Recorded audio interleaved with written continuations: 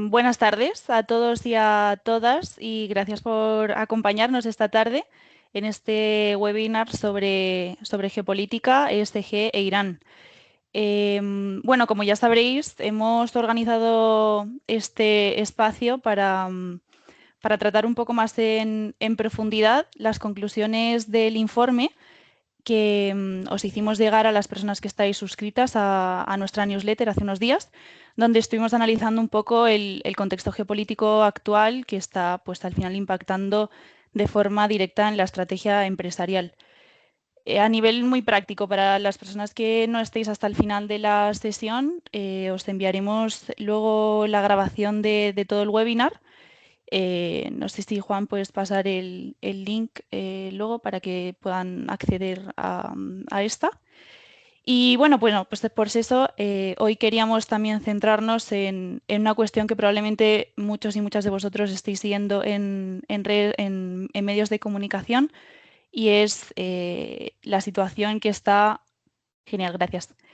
Y bueno, esta situación al final nos está interpretando desde el ángulo empresarial y para eso estamos hoy aquí, y es esta crisis en torno a Irán y la situación en el estrecho de Hormuz, en el Golfo Pérsico, porque al final lo que está ocurriendo no es un conflicto geopolítico más, y es que desde finales de febrero estamos viendo una escalada directa entre Estados Unidos, Israel e Irán. Son al final tres actores con un peso estratégico y militar de primer nivel que ha derivado en la disrupción del tránsito del estrecho de Hormuz. Que esto es especialmente relevante porque es el principal cuello de botella energético del mundo. Al final, como ya sabréis, por este punto transita aproximadamente el 20% del suministro mundial de petróleo, lo que lo convierte en un punto muy crítico para el sistema energético internacional.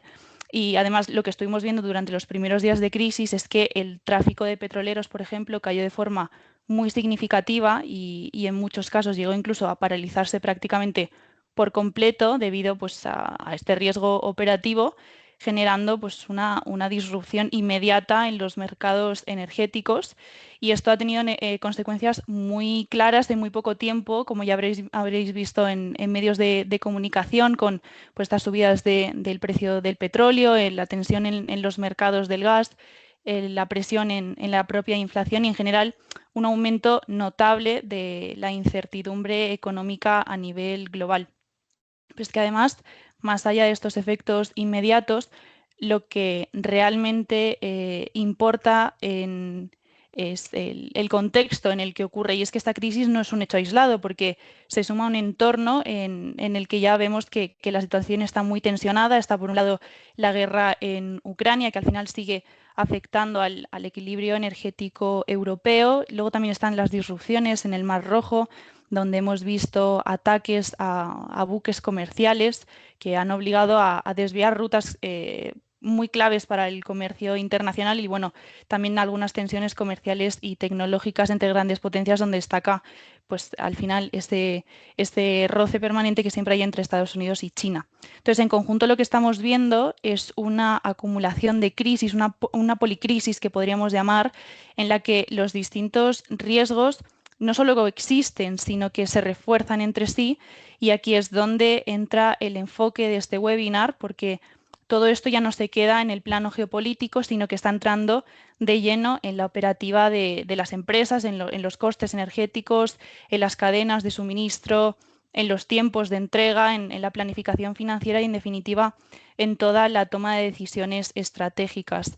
Y es precisamente en este contexto donde también queremos traeros el ESG como término que cobra mucha importancia en esta dimensión. Y bueno, también para aclarar, para quienes no estéis familiarizados con este concepto, cuando hablamos de ESG nos referimos a aquellos factores ambientales, sociales y de gobernanza que se integran en la estrategia empresarial. Tradicionalmente es cierto que se ha vinculado más a un cumplimiento normativo, a un reporting, muy relacionado con la legislación, pero lo que estamos viendo ahora, y es lo que venimos también a hablar hoy, es que cuando se trabaja y se integra de una forma estratégica, se convierte al final en una herramienta clave para gestionar riesgos y anticipar escenarios como los que estamos viviendo y construir resiliencia a nivel corporativo. Entonces, bueno, ya antes de entrar en materia me voy a presentar brevemente y a quienes me acompañan hoy. Yo soy Ángela Bautista, especialista SG en Grimi Consulting. Yo he trabajado en organismos internacionales como Naciones Unidas y en consultoría, sobre todo en proyectos vinculados a sostenibilidad, a impacto social y análisis tanto político como regulatorio. Me acompaña Juan Vicente Fernández, CEO de Grimi, es ingeniero energético, está especializado en ESG, sobre todo en la identificación y mitigación de riesgos en la estrategia corporativa, y también Paula Soiza, directora de operaciones de Grimi, que es ingeniera ambiental y experta en sostenibilidad, en gestión ambiental y en economía circular. Entonces, bueno, para que os hagáis muy brevemente una idea de lo que va a ser la sesión, vamos a conectar 4 puntos cuatro niveles que se suelen analizar de forma independiente, pero que están correlacionados entre sí. Y por un lado empezaremos a explicar de forma muy breve cuál es la situación geopolítica, que es el núcleo de todo este webinar.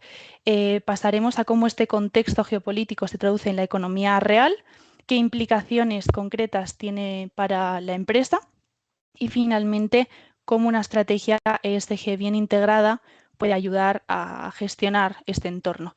Entonces, si os parece, vamos a empezar a situarnos bien en este contexto global. Juan, te lanzo una primera pregunta y es, ¿qué está cambiando en el sistema internacional para que hoy estemos hablando de ESG en términos de geopolítica y no solo en términos de sostenibilidad? Gracias, Ángela. Sí, el contexto que tan claro ha explicado Ángela significa que estamos ante un cambio de paradigma. Es decir, durante muchos años pues, las empresas han operado en un entorno relativamente estable, a nivel, con reglas claras y con cierta previsibilidad a nivel regulatorio, a nivel comercial, y bueno, y eso ahora se ha acabado, ¿no? Y pues ahora existen otra serie de riesgos y que tienen una implicación que está muy relacionada y que está muy integrada dentro de los factores ESG que antes explicaba Ángela, que es medioambiental, social y de gobernanza. Es decir, hasta hace relativamente poco vivíamos en un mundo definido por reglas claras. Estas reglas o esta previsibilidad o esta certidumbre se han perdido, y eso significa que hay más presión sobre el planeta y más presión sobre la sociedad, y los riesgos geopolíticos se están traduciendo en riesgos ambientales, en riesgos sociales, en tensiones sociales, en conflictos y por tanto en decremento del estado de bienestar. Entonces ahí es donde pues, el ESG cobra sentido, o sea, no como algo accesorio, sino como un marco para gestionar ciertos tipos de riesgos. Es decir, que hoy en día los planes de descarbonización, por ejemplo, ya no solo significan reducir las emisiones para poder hacer frente, ¿no?, a riesgos como el cambio climático, sino también que nos hace depender menos de combustibles fósiles, que como antes explicó Ángela, pues es clave en un conflicto que cierra un estrecho tan transitado, ¿no?, por materias primas como el petróleo, el gas y otras, como es el estrecho de Hormuz, ¿no? Entonces, digamos que lo que vamos a tratar hoy es ya no solo hablar de reputación o incluso riesgos a largo plazo, sino impacto en empresas, ¿no? Impacto en empresas y obviamente impacto en la sociedad, que impacta a su vez en las empresas, impacto en costes, impactos en suministro, impactos en operaciones.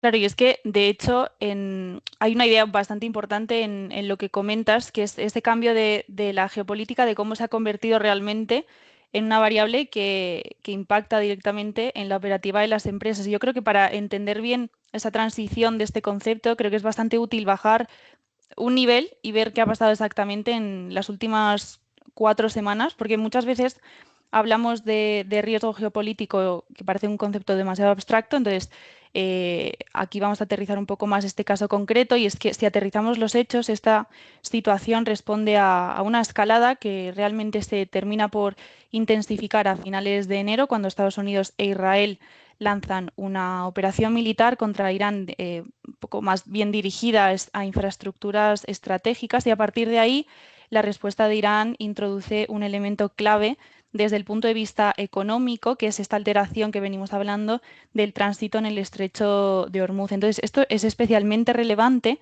porque estamos hablando de un punto por el que, como hemos dicho antes, transita 1 de cada 5 barriles de petróleo que se consumen en todo el mundo, lo que al final lo convierte en uno de los principales puntos de vulnerabilidad del sistema energético internacional. Pero es que además el punto diferencial no es solo este volumen, sino cómo está reaccionando el sistema, porque en cuanto aumenta la inestabilidad en la zona, el propio mercado se retrae, porque suben las primas de riesgo, por ejemplo, se reducen las operaciones, como hemos visto, y al final el flujo de actividad se contrae. Y eso es exactamente lo que estamos viendo ahora. Está generando esta situación pues una reducción efectiva del suministro disponible en muchísimos sectores en todo el mundo, que se está traduciendo en una tensión en los precios energéticos. Entonces, a partir de ahí, el impacto ya se está trasladando al conjunto de la economía, porque ese incremento de precios está afectando a, bueno, pues a transporte, a industria, a cadenas de suministro y, en última instancia, al consumo, que es lo que estamos notando incluso en nuestro día a día. Y aquí está la clave realmente, porque ha dejado de ser un problema energético para convertirse en un shock sistémico. O sea, en el fondo, lo que estamos viendo es que la energía ha dejado de ser solo un input económico y ya es un vector geopolítico, por así decirlo, de primer orden, y eso cambia completamente cómo las empresas tienen que gestionar el riesgo ante este tipo de situaciones. Entonces, si te parece, de nuevo, Juan, te lanzo otra pregunta para bajar al siguiente nivel, y es cómo se transmite exactamente este tipo de shock a la economía real. O sea, cómo pasa de afectar a energía a impactar a otro nivel en inflación, en costes y en actividad empresarial. Sí, gracias, Ángela. De hecho, se habla mucho, ¿no? Y supongo que habréis visto en las noticias, se habla mucho de petróleo y se habla mucho de energía. Y por tanto se habla mucho de costes. De hecho, hoy se ha aprobado el famoso paquete anticrisis, ¿no? Que al final, pues, que siempre recae, digamos, en abaratar de alguna manera es a través de impuestos, sea a través de subvención, el coste de los combustibles fósiles para transporte, ¿no? Pero aquí, pues, va más allá, ¿no? Digamos que hay algo que se olvida mucho, ¿no? Por ejemplo, que no solo es la energía necesaria para desplazar en términos logísticos, ¿no? Esa energía en términos logísticos en temas de calefacción, sino también, bueno, toda la petroquímica. Es decir, el petróleo hay como 6 moléculas básicas, que son el etileno, el propileno, el butileno, el benceno, el tolueno y el xileno, que constituyen los ladrillos, ¿no? Para toda una cadena que se extiende desde los plásticos, fertilizantes, productos farmacéuticos, textiles sintéticos, cosméticos, materiales de construcción, todo tipo de materiales, más de 70.000 tipos de materiales que requieren todo tipo de sectores e industrias para el buen desarrollo. Entonces, simplemente con este dato pues, podemos imaginar la magnitud de la crisis en diversos sectores en materia bueno, simplemente de combustibles fósiles, ¿no? Que no solo es transporte o calefacción, energía en particular, incluso para energía para la industria, sino también pues, toda una cadena que se extiende, ¿no? en diversos sectores. Y creo que esto es importante remarcarlo porque no solo es eso, sino que luego se transmite en la economía. Curiosamente, todas estas dependencias de combustibles fósiles luego hace que si de alguna manera tú tienes un escudo como puede ser una estrategia ESG, pues puedas estar preparado, ¿no? Para poder mitigar estos riesgos. Y curiosamente, estos combustibles fósiles, bueno, todas estas materias primas, digamos, de las cuales somos tan dependientes, son las más contaminantes. Y también toda esta crisis, ¿no? Digamos, en diferentes sectores, pues obviamente afecta en cascada a la economía, ¿no? Y esto hace que aumente la inflación, que aumente pues, el coste de la vida, que aumente el coste de la vivienda, es decir, los problemas endémicos que llevamos arrastrando los últimos años con las últimas crisis, pues agravarlos todavía más, ¿no? Desembocando en tensiones sociales que a su vez afectan obviamente en el buen desempeño de las empresas. Gracias, Juan. Sí, justo, y es que además de esta manera se ve muy bien cómo este shock geopolítico pues al final termina aterrizando directamente en la economía. Entonces, si además queremos dar un paso más, yo creo que la pregunta clave es qué ocurre a nivel empresa, porque al final todo esto se traduce en decisiones muy concretas dentro de las organizaciones. Así que esta vez te lanzo a ti la pregunta, Paula, desde tu experiencia más operativa. ¿cómo crees que se está materializando ya este contexto en el día a día de las empresas? O sea, ¿dónde están viendo ya este impacto más inmediato y cómo está afectando a su capacidad de planificar, de operar y de tomar decisiones? Vale, gracias Ángela, gracias Juan. Aprovecho para saludar a toda la gente que se conectó y que nos acompaña en el webinar. Si quieres ir a la slide anterior, que creo que es la que menciona un poco estos puntos de las implicaciones para las empresas. Bueno, hablábamos un poco, digamos, de este shock energético. Digamos, hay un impacto directo bastante, digamos, obvio, que es la parte de costes y cómo esto impacta directamente en toda la estructura de costes de las empresas. Entonces, energía más cara, logística más cara, materias primas más volátiles, y esto aplica a todos los sectores, obviamente de manera mucho más fuerte en aquellas que sean mucho más intensivas en energía, pero al final esto lo vemos en la industria, lo vemos en el sector agroalimentario, construcción, logística, etcétera. Esto aplica a todos, y no es solo, digamos, este aumento de costes, sino la variable que mencionaban ustedes antes también, que era la de impredecibilidad. Entonces aquí se agrega como una capa adicional de incertidumbre, lo que dificulta mucho la toma de decisiones. Entonces esto al final genera que hay un cambio, digamos, en cómo las empresas pasan, ¿no? de estar en procesos de optimización y eficiencia a procesos de gestión de toda de esta volatilidad y todo este contexto. Digamos, Juan lo mencionaba muy bien hace un rato, digamos. Hace muy poco las empresas podían planificar con cierta estabilidad. Hoy lo que vemos es que la planificación es, digamos, mucho más a corto plazo, con a veces decisiones no tan estratégicas, más reactivas o incluso defensivas ante un contexto que, como también mencionabas Ángela al principio, avanza como a gran velocidad. Entonces, bueno, esto luego, a tu pregunta Ángela, esto luego se traduce en riesgos concretos para las empresas. Bueno, aquí estamos hablando como de riesgos de distintos tipos. Tenemos riesgos que tienen que ver con digamos, laborales o de talento, o sea, ante contextos siempre inflacionarios aumenta mucho esa presión salarial. Riesgos reputacionales, sobre todo en aquellas industrias que están mucho más expuestas a contextos sociales más sensibles. Riesgos también del tipo regulatorio. Cualquier medida, digamos, puede cambiar drásticamente y de manera súper ágil las condiciones del juego, del contexto en el que estamos viviendo. Y riesgos luego de mercado, ya sea por la baja de confianza tanto de consumidores como de inversores. Y aquí siempre ante estos riesgos siempre nos enfrentamos con empresas que estarán más expuestas y menos expuestas, o aquellas que estén más o menos preparadas. Obviamente, ¿dónde encontramos aquellas empresas más expuestas? Por ahí es una obviedad, aquellas que sean mucho más intensivas en el uso de energía, pero también aquellas que tengan cadenas de valor poco diversificadas o modelos operativos poco flexibles. Entonces aquí estamos hablando de empresas que tengan proveedores únicos, fuentes de energía únicas, rutas únicas, versus empresas que sí tengan estrategias un poco más robustas y que hayan trabajado en la diversificación de sus cadenas de suministro, en modelos de autoconsumo, etcétera, como para ser un poco más resilientes ante este contexto. Muchas gracias, Paula. Pues sí, la verdad es que si algo estamos viendo a lo largo de todo este webinar, de toda esta conversación, es que al final este tipo de crisis no son puntuales y tristemente están ocurriendo cada vez de forma más continuada y bueno, pues forman parte de un entorno estructuralmente más inestable. Entonces, en este contexto, la pregunta ya no es solo cómo reaccionar, sino cómo prepararse, y aquí es lo que consideramos que donde el ESG cobra todo el sentido, no como este marco de cumplimiento que decía al inicio de reporting, sino como una herramienta estratégica para gestionar este riesgo de forma efectiva y construir resiliencia.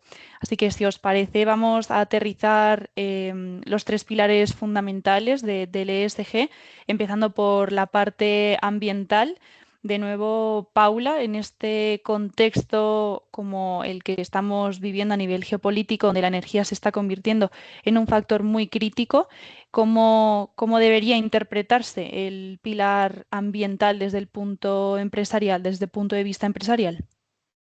Vale, ahí creo que también lo tenemos, me parece, un poquito más detallado en la slide siguiente.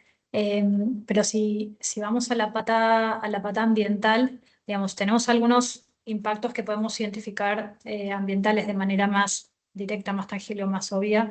Lo hemos visto lamentablemente en la parte de la destrucción de infraestructura energética, lo que genera emisiones descontroladas e impacto directo en los ecosistemas, ya sea terrestres o marinos, como se vio con el tema de las destrucciones con drones de los tanques de almacenamiento de hidrocarburos. Eh, pero bueno, pero más allá por ahí de esos impactos directos, ambientales, digamos, eh, esta dependencia de los combustibles fósiles importados genera una vulnerabilidad empresarial muy fuerte. Esto Juan lo mencionaba con anterioridad, digamos. El uso de la energía, de los combustibles, más allá del uso energético, es la base de toda la infinidad de productos de uso cotidiano o de insumos hacia las empresas, como bien mencionaba, textiles, farmacéuticos, plásticos, fertilizantes, digamos, es una variedad eh, infinita de productos. Entonces, el hecho de poder identificar en todas esas cadenas de suministro la dependencia que tenemos es fundamental eh, para poder encontrar alternativas. Digamos, ya no estamos hablando solo de la parte energética, esto toma como mucha relevancia por ahí, incluso en Europa, digamos, empresas que han avanzado mucho por ahí en sus modelos de transición energética, que han tomado proyectos de incorporación de energías renovables, eficiencia energética, hoy dan un paso más allá o se plantean un paso más allá de modelos de autoconsumo o de diversificación de las fuentes de energía como una palanca de resiliencia, ¿no? Pero más allá de esto, como bien aparece aquí, en esas estrategias de sostenibilidad de ESG, en el pilar ambiental o el pilar toman mucha relevancia todo este análisis exhaustivo de esa cadena de valor para encontrar esas alternativas a todos estos, digamos, disminuir un poco esta dependencia de productos derivados del petróleo. eh, y aquí es donde toman relevancia otro tipo, ¿no?, de proyectos, ya sea de productos alternativos, biobasados, reciclados, proyectos de economía circular, etcétera, como una palanca de resiliencia en ese pilar ambiental. Muchas gracias, Paula. Sí, además el hecho o sea, todo lo que comentas está bastante relacionado también con otro elemento que muchas veces se subestima, que es el impacto también social de este tipo de crisis, porque ya lo hemos comentado antes, al final el shock energético no se queda en el plano energético únicamente, se traslada también a precios, a inflación, como estamos viendo, a poder adquisitivo, que lo mencionabas antes también, en la parte de riesgos también para diferentes tipos de empresa y al final, en última instancia, en la estabilidad social. Y esta inestabilidad social también afecta de forma muy directa a las empresas. Y es que cuando hablamos del pilar social dentro del ESG, no estamos hablando solo del impacto o de la responsabilidad, sino que estamos hablando de gestionar el entorno en el que opera la empresa en sí. Y además, en un entorno y en un contexto como el que estamos viviendo actualmente, lo que vemos es que el encarecimiento de la energía y de los bienes básicos está afectando especialmente, que mencionabas también antes, Paula, a los hogares más vulnerables, lo que además incrementa pues esta desigualdad y genera tensiones sociales y además estas tensiones simultáneamente se traducen en riesgos concretos para las empresas. Por ejemplo, la caída de la demanda, la presión de los salarios, los conflictos incluso laborales o puede llegar a derivar en un riesgo reputacional. Entonces, por eso, integrar el componente social no es solo un deber ético, un ejercicio ético, una cuestión ética, sino una forma de anticipar y de gestionar este tipo de impactos. Y aquí también está todo muy relacionado, es donde entraría este tercer pilar, que es la parte de gobernanza.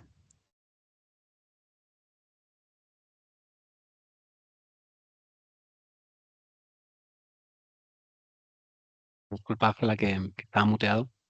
Efectivamente, y de hecho del impacto social es importante bueno, comentar así pues un tema que más allá de los efectos geopolíticos llevamos una tendencia de policrisis, ¿no? En los últimos años, que incluso aunque el PIB refleje pues tendencias de crecimiento, eso no se refleja, digamos, en los niveles en la población, ¿no? Digamos que aunque el PIB, el Producto Interior Bruto, que no deja de ser la suma de compra-venta de productos y servicios en un país durante un año, no refleja, digamos, la realidad social, ¿no? Del individuo, ¿no? Y eso es una de las cuestiones importantes, que cuando encima sucede un factor geopolítico que haga aumentar, por ejemplo, el precio de la energía y por tanto el precio de la inflación, y aumenta todavía aún más el coste de la vida, pues digamos que se pueden acelerar, digamos, esas tensiones sociales que ya se estaban gestando con anterioridad. Bien, la gobernanza, bueno, en primer lugar, ¿qué decir de la gobernanza? O sea, yo creo que, o sea, que estas situaciones geopolíticas o la raíz de los conflictos pues, son fallos en la gobernanza internacional, ¿no? Para aquellos que no estén muy familiarizados con el término gobernanza, lo podemos llamar buen gobierno. Obviamente no se está gobernando, ¿no? A nivel estatal o internacional de una manera óptima, ¿no? Si existen estos conflictos armados o estas consecuencias económicas globales. Al final son fracaso, ¿no? De las negociaciones, pero ya entrando, digamos, en la gobernanza corporativa de las empresas, lo que creemos es que, bueno, que al final la gobernanza es la gestión del riesgo también. Es decir, una empresa, un buen gobierno de una empresa es gestionar ese riesgo. Es decir, gestionar pues, esos riesgos geopolíticos, esos riesgos ambientales derivados de los riesgos geopolíticos o no, gestionar los riesgos sociales derivados de las tensiones geopolíticas o de la falta de recursos o de los índices sociales. Pero también es gestionar transparencia y toma de decisiones estratégicas, ¿no? Porque, o sea, al final, gobernar de manera eficaz, pues en este entorno dinámico y complejo, ¿no? E incierto, pues requiere de sistemas de alerta, ¿no? Requiere de sistemas de gobernanza robustos y que son contemplados en las estrategias ESG, ¿no? de las empresas, ¿no? Porque al final no solo es gobernar el sistema ESG, sino también es gobernar la estrategia empresarial para que la empresa crezca en cualquier situación, ya sea una situación adversa o ya sea una situación propicia. Justo, y además si juntamos estos tres elementos, entonces lo que estamos viendo es que una estrategia SG deja de ser un marco teórico y ya ha pasado y está probado que es una herramienta práctica para gestionar este tipo de entornos. Entonces, si os parece, abriremos ahora un bloque ya casi para terminar este webinar un poco más dinámico, también para aterrizar todo lo que hemos comentado, porque la pregunta clave es cómo se traduce todo esto en decisiones concretas dentro de las empresas. Así que voy a lanzar algunas preguntas, podéis contestar, puede contestar el que quiera. La primera que tendría sería: ¿dónde creéis que está hoy el mayor riesgo para las empresas en este contexto? ¿Qué te parece, Ángela? Contesto. O sea, creo que, obviamente, creo que el mayor riesgo que hay hoy en día para las empresas, hay diferentes aristas o diferentes vértices, ¿no? O diferentes partes de este problema. El primero es, obviamente, un tema de materia prima. Es decir, que puede ser más obvio desde el punto de vista energético, puede ser menos obvio, pero crucial desde el punto de vista petroquímico. Eso que hablábamos antes, de que más de 70.000 productos diferentes para todo tipo de industrias dependen del petróleo y de la petroquímica, por tanto, y por tanto pues puede hacer que se cree pues, una auténtica crisis, ¿no? en diversos sectores, sobre todo porque no da tiempo a prepararse con sustitutivos. O sea, creo que ahí es el mayor riesgo a corto plazo, ¿no? Si lo situamos a corto plazo. A medio y largo plazo creo que las tensiones sociales son clave. ¿Por qué? Porque al final ninguna empresa puede desarrollar su actividad de manera exitosa en una sociedad quebrada. Entonces, a largo plazo, con todos los problemas que hablamos, que ya llevamos arrastrando desde el pasado, en un entorno policrisis, pues creo que es clave. Entonces, yo diría que a corto plazo sería, digamos, la seguridad de suministro, seguridad energética y seguridad de suministro en el corto, pues podríamos decir, en el corto plazo, y en el medio y largo plazo, las tensiones sociales. Muchas gracias, Juan. Esto me lleva a una segunda pregunta, que me parece muy interesante también saber qué diferencia a las empresas que están gestionando mejor este tipo de situaciones de aquellas que no lo están haciendo tan bien. Bueno, ahí por ejemplo ahí creo sinceramente que aquellas empresas que han desarrollado de manera temprana estrategias robustas y eficaces, incluso innovadoras, ¿no?, de ESG o de sostenibilidad, pues son aquellas que hoy en día están mejor posicionadas. O sea, ¿por qué? Porque antes lo comentaba Paula, pues hay una diversificación energética, una transición, ¿no?, en la que posiblemente sus negocios sean mucho menos dependientes de los combustibles fósiles. Se han hecho cálculo de huella de carbono, planes de descarbonización desde hace años, pues obviamente cada vez serán más independientes de esos combustibles fósiles en los que ahora pues, se está, digamos, basando el problema en el corto plazo. De hecho, hay empresas de diferentes sectores que han visto la economía circular como un mecanismo de resiliencia, que, oye, al final es una palanca que parece que está muy infravalorada, ¿no?, como de mitigación, pero oye, al reducir la necesidad de cierto tipo de materias primas vírgenes, como veíamos que casi todas proceden de la petroquímica y por tanto del petróleo y el gas, pues hace que sean mucho más resilientes hoy en día de cuando hay problemas. No son más resilientes en términos de seguridad de suministro, sino también en términos económicos y de coste, ¿no?, y de OPEX, incluso de CAPEX, porque ya están preparados. Y por otro lado, una parte muy importante, y sabes que creo que merece la pena mencionar, son las cadenas de suministro. Es decir, ya desde el COVID, pues la disrupción de las cadenas de suministro pues, es algo que las empresas empezaron a tomar en cuenta, de sus estrategias ESG o de sostenibilidad, porque también hay una relocalización de las cadenas de suministro para evitar emisiones, para evitar el riesgo de ciertos proveedores en materia medioambiental o social, y que bueno, y que ahora pues esa relocalización o esa reconfiguración de su cadena de suministro de tal manera que es mucho más corta y mucho menos dependiente de diferentes nodos, pues se ha visto como una buena palanca de resiliencia. O sea, en definitiva, Ángela, creo que aquellas empresas que se doten de una estrategia de sostenibilidad, al final una estrategia no deja de ser una serie de objetivos y KPIs, pero también de una estrategia o un plan de acción para cumplir esos objetivos, son los que tanto a día de hoy como en el mañana estarán más preparados. Y no es que sea tarde, o sea, hay un viejo proverbio chino que dice que el segundo mejor momento para plantar un árbol, el primer mejor momento era hace 20 años y el segundo mejor momento era hoy, o es hoy.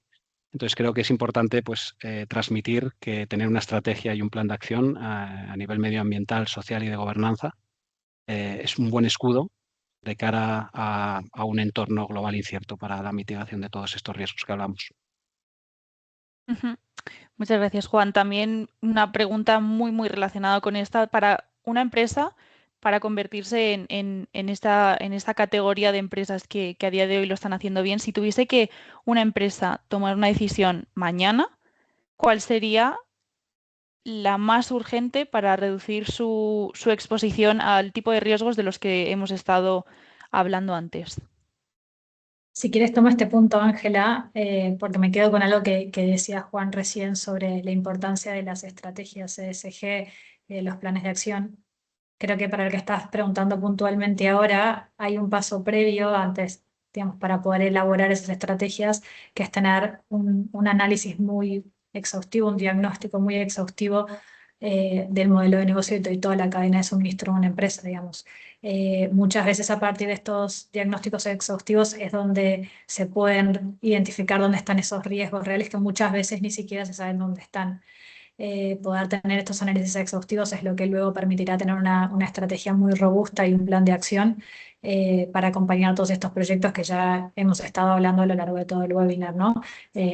Poder tener esta estrategia de diversificación que vemos que hoy es clave para reducir dependencias, encontrar, como habíamos hablado también, digamos, ya sea fuentes alternativas de energía, así como proyectos de eficiencia, proyectos de autoconsumo, de incorporación de energías renovables, pero también todo el reemplazo o la evaluación de sustitutos a estos productos derivados de petroquímicos, ¿no? Como alternativas un poco para complementar los modelos de negocio. Gracias, Paula. Además, lo que comentabas, me lleva a la siguiente pregunta. Los errores que mencionabas me lleva a qué error están cometiendo todavía muchas empresas a la hora de abordar este tipo de contextos. Aquí hay un punto que me parece bastante interesante y es como la visión o la mirada que las empresas ponen ante esto, ¿no? Durante el webinar hablamos un montón de la palabra como estructural, y creo que hay un error aquí, es tener una visión coyuntural, ¿no? Pensar que es algo que, o tener una mirada un poco más reactiva o pasiva y no actuar con un poco más de agilidad y de mirada estratégica. Digamos, aquellas empresas que no lo hagan, creo que irán un paso por detrás o por ahí, convirtiéndole en un mensaje un poco más positivo a aquellas empresas que logren incluir dentro de sus estrategias ESG toda esta mitigación de riesgos, son aquellas que tendrán real resiliencia e incluso ventaja competitiva como para ir un paso por delante. Genial, gracias Paula. Bueno, quedan unos minutos, sí que si os parece, para cerrar ya la sesión con la parte un poco de conclusiones, me gustaría pediros una última reflexión, porque al final hemos hablado de geopolítica, de impacto económico, de empresa y de ESG como respuesta a toda esta situación, pero si tuvierais que quedaros con una idea clave de todo lo que hemos comentado hoy, ¿cuál sería? Y también desde el punto de vista más práctico, que debería estar haciendo ya una empresa para prepararse para encarar este contexto? Paula, si quieres empezar. Vale, puedo partir. Iba a ser un poco repetitiva porque creo que hay un punto muy importante que es este análisis exhaustivo de las cadenas de suministro, pero voy a, voy a pasarlo a otro nivel y creo que es un tema más de la manera que hay que hacerlo y es con mucha agilidad y flexibilidad. Eh, Hablamos durante el webinar, ¿no? Que no estamos hablando de, tú lo mencionabas, Ángel, en una de las primeras slides, digamos, es algo que se desencadena a una velocidad muy rápida. Estamos hablando de procesos que son muy rápidos, muy inmediatos en el tiempo. Ya las estrategias a largo plazo pierden un poco de peso, entonces creo que hay que ser muy ágil para comprender el contexto, pero no solo comprender, sino poder actuar, ¿no? Y ahí sí creo que entra la variable de la flexibilidad, por intentar comenzar a repensar un poco tanto las cadenas de suministro como los modelos de negocio, a ver qué alternativas hay para bajar un poco las dependencias y poder digamos, actuar de una manera mucho más resiliente ante hasta un contexto tan cambiante. Gracias, Paula. Creo que hay una palabra con la que me gustaría resumir, ¿no? Digamos, de una manera positiva, ¿no? Este webinar, y es la palabra antifragilidad, ¿no? Es un concepto de Nassim Taleb en el que, bueno, pues al final es buscar una ventaja competitiva, ¿no? Dentro de la disrupción, ¿no? Una ventaja competitiva dentro de, pues, de este entorno incierto, o buscar una salida positiva a la incertidumbre. Es decir, no solo que una empresa se prepare y sea resiliente de manera pasiva, sino que sea antifrágil, es decir, que sea exitosa independientemente del contexto en el que esté, ¿no? Y creo que, bueno, creo sinceramente, ¿no? Que pues las herramientas que otorga una estrategia y un plan de acción a nivel medioambiental, social y de gobernanza, pues son claves, ¿no? O sea, el otro día, pues la directora gerente del Fondo Monetario Internacional, pues decía que había que prepararse para escenarios extremos, ¿no? Ya que hay un contexto internacional, ya no solo por este conflicto geopolítico determinado en Irán, sino en general las diferentes tensiones que hay, no solo geopolíticas, sino comerciales, estratégicas, incluso tensiones sociales que ya venimos arrastrando otras crisis, ¿no? Entonces, al final, pues bien, pues esa preparación que hizo la directora gerente del Fondo Monetario Internacional, pues creo que es el ESG, ¿no? Integrar la sostenibilidad del modelo de negocio de las empresas para dotarlas de un nuevo superpoder, ¿no? Que podemos llamar, pues, un sistema de antifragilidad corporativa. Genial, pues muchas gracias a los dos. Yo al final creo que hay una idea que resume muy bien todo lo que hemos comentado hoy, y es que la geopolítica ya no es un contexto externo, es una variable estratégica que impacta directamente en la empresa y que por tanto se tiene que tener en cuenta como núcleo. Y bueno, pues en este entorno la diferencia al final no la marca quien evita la crisis, porque eso no se puede hacer, sino quien está preparado realmente para gestionarla. Y es ahí donde una estrategia ESG bien integrada deja de ser un ejercicio de cumplimiento, como ya hemos dicho varias veces, se ha convertido en una herramienta real de resiliencia y de ventaja competitiva. Así que muchísimas gracias a todos y a todas por vuestro tiempo, por acompañarnos hoy. Y bueno, por supuesto, quedamos a vuestra disposición si tenéis cualquier duda o queréis profundizar en alguno de los temas que hemos comentado hoy. No sé si queréis añadir algo, Paula, Juan. Nada, solo comentaros que hemos puesto en el chat, ¿no?, del webinar un link que lleva a la suscripción para nuestra newsletter, porque en 2 días más o menos, porque hay muchas personas que nos han dicho que no podían venir a asistir a este webinar, por eso se está grabando y lo compartiremos a través de esa lista de distribución. Entonces, aquellas personas que no estén incluidas y queréis recibir esta grabación o para reenviarla o para verla una segunda vez, incluso para poder mandaros el informe de geoestrategia, Irán y ESG, pues tenéis ahí ese canal, ¿no?, que en 2 días lo mandaremos. Lo mandaremos también. Bueno, decir también, y ya también como rematar última reflexión, ¿no?, de la tarde, es que, bueno, pues al final la sostenibilidad empieza a ser sinónimo, como decíamos antes, de seguridad, pero también de proteccionismo, ¿no? Dentro de, bueno, es la hora de la verdad para Europa, ¿no? Se ha oído mucho hablar, ¿no?, de cómo está reaccionando Europa respecto a las diferentes crisis que está viviendo en los últimos años. Y bueno, pues al final es una manera de gestionar pues algo tan, o que se quería, ¿no?, o tan importante como es ese nuevo concepto que es el Made in Europe, que no solo tiene, obviamente, una fabricación local de cualquier tipo de producto o servicio, sino también tiene una implicación más filosófica, que podía ser una serie de valores intrínsecos que tienen sus productos, que ya no solo es que se produzcan aquí, sino que tiene unos valores de descarbonización, de nuevos materiales, de cadena de suministro transparente, etcétera, ¿no? Temas incluso sociales.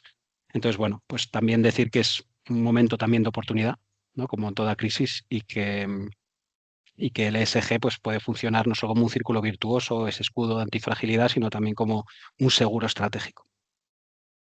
Así que agradeceros a todos vuestro tiempo y invitaros a que os suscribáis para seguir recibiendo información interesante, ¿no?, por parte nuestra. Muchas gracias.